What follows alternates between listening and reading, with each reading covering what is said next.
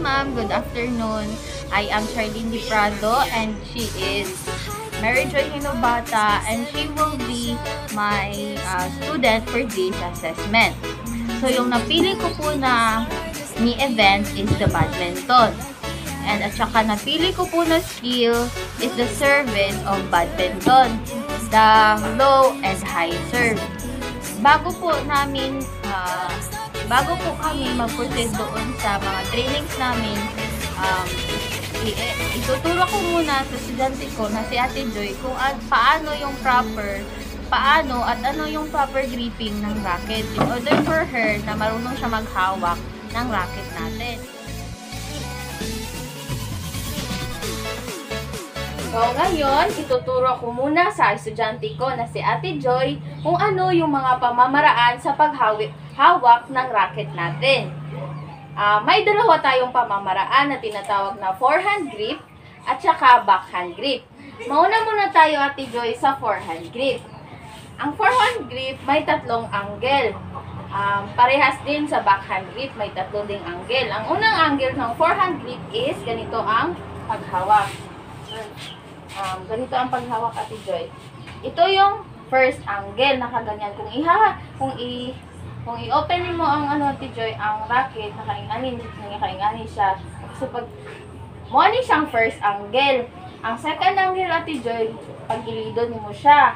Pagilidon, and at the same time, naka-arrow diri good, naka-arrow ang imong kamot.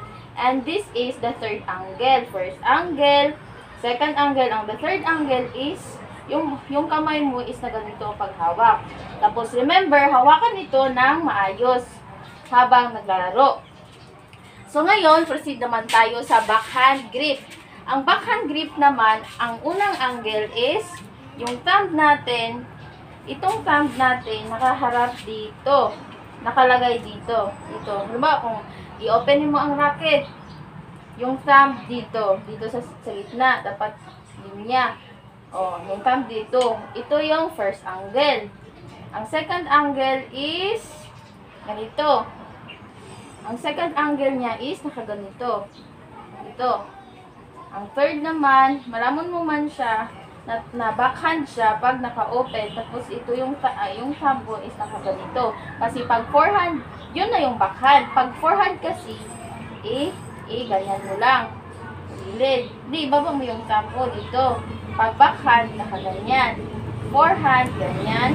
Backhand, ganyan. Forehand, ganyan. Backhand, ganyan. Forehand, backhand, forehand, backhand. Gilid. Tingin sa camera. Forehand, Ate Joy, backhand. Forehand, backhand. Forehand, backhand. So, kabalo na, Ate Joy. Very good. So, proceed na tayo sa ating pre-test video.